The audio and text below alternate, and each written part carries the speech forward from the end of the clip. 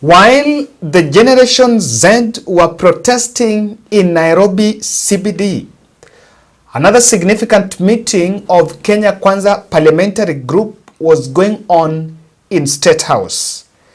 And through the invites, the conversation was going on whether the MPs should support or not. While in State House, MPs already were telling the president, and as you can see the photos we are seeing here, they were given an opportunity before the report was tabled by the Finance Committee.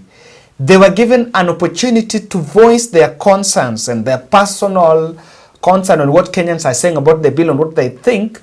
And that session did not last for long because the MPs were insisting on the scrapping of the VAT on bread, and even the Finance Committee that is chaired by Kimani Kuria that was sitting in Naivasha had to engage in voting because they could not get to a consensus. And William Ruto, shaken, confronted the MPs and was clearly showing his discomfort with the fact that the bread, the VAT, the tax refunds on the bread, or rather the 6% VAT on bread had been scrapped. And I want you to listen to what he told the MPs and look at his body language here. You'll understand that much of that decision, he did not welcome it. Mind was the thinking about what he's saying. And remember, in his speech, he was responding to the MPs because one of the things that MPs unanimously held their ground telling the president that must be scrapped and that was not going to be negotiable was about the bread. The housing, the motor vehicle tax had already been demonized, and even the government representatives that were supposed to defend the decision to bring that levy, to bring that tax on the 2.5 tax on the motor vehicle, they were not able to defend it. So William Ruto did not have any option but to do away with it. And here you will realize that MPs stood their ground and they were telling President Ruto that they must come out and they should be allowed to vote for the bill, should be allowed to interrogate, the whole document be given to them, they be allowed time to interrogate, then they will vote with their conscience. But that session had to be cut shortly because it turned to a back and forth verbal exchange between different UDA leaders and heckling matches between the MPs when, of course, they had divergent opinions as to whether they should pass the bill, agree to pass the bill unanimously there, or they should be allowed to read it. And then it turned out to be a very big heckling matches. Remember, I've just been told now that there is 2% eco levy on goods that are imported in the country, but not those ones that we are producing if we import. Now, let me tell you, over 90% of diapers here and pads are imported. Let's not even go beyond there. Now, just there, if we want to tell you that the session had its own fair share of tension and pressure, Cecil Mbarire, the UDA chairperson, who was the only leader from the UDA party that spoke in that event and was the only one who was available, called out the UDA leadership and clearly telling President Ruto that if they are not careful, then in 2027, they can lose the general election. And that will be the gist of this analysis. I'm going to explain to you why the discussion we're having about this is something that can send Ruto home. And here, the Embu governor is speaking very angry, rattled by the fact that the UDA leadership is engaged in political mobilization at the expense of the economy, and people are not very comfortable with that. Here, he was actually doing the Lord's work by telling William Ruto, we can lose the election. Now, I know very well that Kenya Kwanza have had a rider throughout this finance bill. As this was going on, remember, Kenyans were protesting in the CBD. And they've always had this rider that it is fine for people to protest and do this because that's our democracy and we've changed the discussion.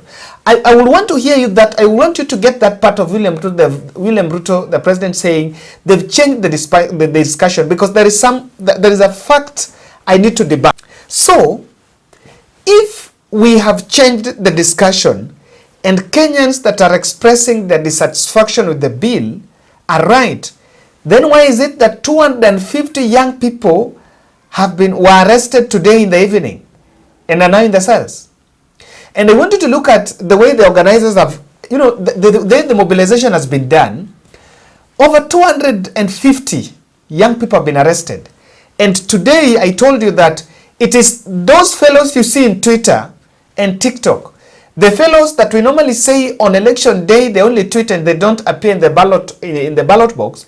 Those fellows are out and they're the ones that were in the streets. By this, our parents were home. It was the young people. I was just telling you in my previous video. I had some engagement in town in the morning, and my parking is in Moi Avenue Primary School. That is where we park. So on my way heading there, even for me to leave town, I had to sneak my way through. Thika Road, because there was no way you could get your way to Jogoo Road, which is actually the route I'm supposed to use. Why? The young people that were there, remember this protest was supposed to start as early as noon. And in town, by, I think that was 10, already you could feel that something is going on, because people turned out in their numbers. And even by late evening, after lawyers thronged the Central Police Station demanding the release of some of those protesters, also the protesters that had been out that were not arrested also joined up with the lawyers and were demanding that those young people that are arrested are supposed to be released. So it is not true that we're having this debate because it is the right discussion. No. The discussion we are having now is not the right one, Mr. President. The discussion we are having now is because the bill is unpopular. We say this. Even Uhuru Kenyatta had a finance bill. Yes. And even between 2013 and 2012 and 2017, there were finance bills. And that was the time that opposition were very vibrant under Raila Odinga and the NASA team. But it was not they never took people to the street about finance bill. They never. Why? Yes, they also had finance bills, but it was not hurting people like of now. And now, the reason why Kenyans are talking about the bill, if this bill would have been good, then really no one would have been in the streets. So I think the president just trying to put up a brave face in the face of an adversity. But in real sense, the discussion we are having is not the right one for the nation. The discussion we are having is people are protesting because the bill is bad. The bill is unpopular. And I don't know why the president wants the nation to normalize the fact that the bill is unpopular, but because we're having that discussion, then everything is in order. I find that, just to say the least, I find that a bit absurd. Now, I want us to look at a factor here. The discourse we are having about economy is very dangerous and is big disaster for Kenya Kwanza. Someone should remind the Kenya Kwanza MPs and the president and the team that they campaigned on economic freedom, economic progress. Now, these finance bills, or rather let me have a very big approach and say, the economy of Kenya will be at the center of 2027 elections. If you think of anything else, you are lying to yourself. The discussion, in 2022, our elections were also based on economy, but it was less with discussions of tribal kingpins and kingqueens. Where last minute, Ruto had to go to look for Kalonzo, look from Davadi and Wetangula. Raila had to bring together Kalonzo, Joho, Uhuru, this, and Woparanya unfold, so that you have the traditional kingpins. But on this one, look at the young people that are protesting. Those people are speaking English. I just said it. Those people are informed. Those are not the fellows you can easily wink. And it's very clear that what is happening around the country now can clearly send Kenya Kwanza home. And this is my reason. The campaign on economic recovery is a big thing. And remember, it doesn't have an overnight solution. When we were analyzing finance bill last year, part of the reason why Kenyans were complaining was about the cost of living. And I said, the cost of living does not have a silver bullet. No one seems to have a silver bullet. It is the same situation with the economy. It doesn't have a silver bullet. And it cannot be solved. Look at Nairobi, for example. If you listen to some of the messages by protesters, they're also complaining about the poor state of Nairobi city. This city, the population is growing. Every single day, everyone living the village is coming here to look for jobs.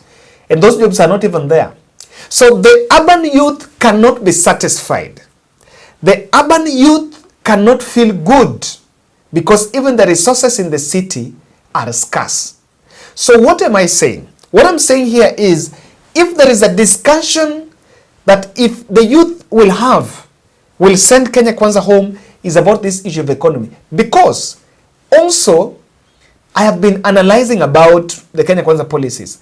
The policies we are advancing, the kind of budget proposals, and the level of pilferage only shows that we are a bit insensitive to this economic recovery story. We are a bit insensitive. I am not seeing us really meaning well for it. Number two, if the Generation Z are out in the street protesting, these are people who, some of them don't have families. They have nothing to lose. And I saw Pauline saying they fear porridge and God. By the way, like some people say, oh, I can't protest, my children, like for me, my two, my one girl and my one boy, I will still thinking, oh, I can't go, my children, this. That Generation Z is out. Now, the more they participate in the political process, who is telling you that they will not come out on the election day? The Twitter and the TikTok generation, the same way they are out, and that is a message that they will say, we came out, we fought this battle, they did not listen to us, and there is something coming out. And now the young people have started owning up and saying, we are fighting for this country. Let me tell you, the moment it will start getting in people's mind that, you know what, we are fighting for this country. Then you know what we'll get? When the political class will present a candidature, there will be need to change guard, irrespective of who is getting elected. Yes. And that is why sometimes I agree. The likes of Sifuna should just present a presidential candidature. Yes. Get done with the Rigathi, Uhuru, the Raila, the Kalonzo. Bring in a Sifuna. Bring us in Andindi Nyoro. Bring us in a Babu Owino. Just throw in, let's think along those lines. Because what will happen in 2027, there's a debate that will be settled that, look here, we are not going to vote for Ruto. We are not changing. We are changing. So if the discussion, and whoever will, if this generation changes you, then you will have to deliver because they will still change. But then the Kenyan democracy is growing. And these people who say we cannot change, people cannot lose, those are just people that are not in the era of growth. But in real sense, our democracy is changing. And it's high time we start giving presidents one term, then they go and we change. If it fails, we change. The other third thing is the aggression on economy. I think the intelligence team and president's team might look at it as an aggression towards finance bill. There's so many things that are going wrong in Kenya Kwanza. And people don't just have avenue to communicate. If you look at some, there is a video in town where there were some women that were protesting, and when they asked why, they are saying our houses were demolished. The families whose houses were demolished in the slums, if they find an opportunity to revolt, they will revolt. Yes. There are people whose businesses, things are not running well for them. If they found an opportunity to revolt, they will revolt. For over time, the country has been blaming the government on expenditure. how much you are spending to build state house and state lodge, and how much you are spending to fly out of the country. Those are the things that the country is looking at. How much we are paying so and so, how much we are giving in church harambes, people donating millions. People will start asking those questions. And this discussion about economy, it will be big. And one thing I agree, I know Ruto wanted to say he wanted to change the discussion, and it is also good to change the discussion from those four personalities to this economy, because here people take an bipartisan approach. People argue on facts. And last, I think MPs will also shift allegiance. I have seen some MPs coming out, even UDA MPs, I saw Alfred Keter was in Nairobi, in CBD with some protesters. I have seen Babu Owino going out, and some UDA MPs, actually not even UDA MPs. The office of Vice President, the Deputy President Rigathi Gachagua, I've just seen one of his bloggers, I want to read that tweet, saying that those who've been arrested should be released immediately. Just check, go with me in the page of this gentleman, Bonventure Ondieki. Search Bonventure Ondieki's Facebook page, and there is something I want us to look at there. There is something he's posted there. Yes, he's posted this. Arresting youths who haven't vandalized or looted anybody's property is a no. Mtaachilia vijana wezangu I say. They have a right to demonstrate or picket. Bungei to do the necessary and let those youths go. I'm telling you, it is not that easy. It is not easy. And that's why I feel that Ruto going home, for me, it's not a miracle. When this generation comes out to protest, and they also come out to vote, and they settle that it is time to change guard, it will not be easy. And this is not the generation who can do it by propaganda, unless some other factors will be on table. But on this one, things are tough. Thank you.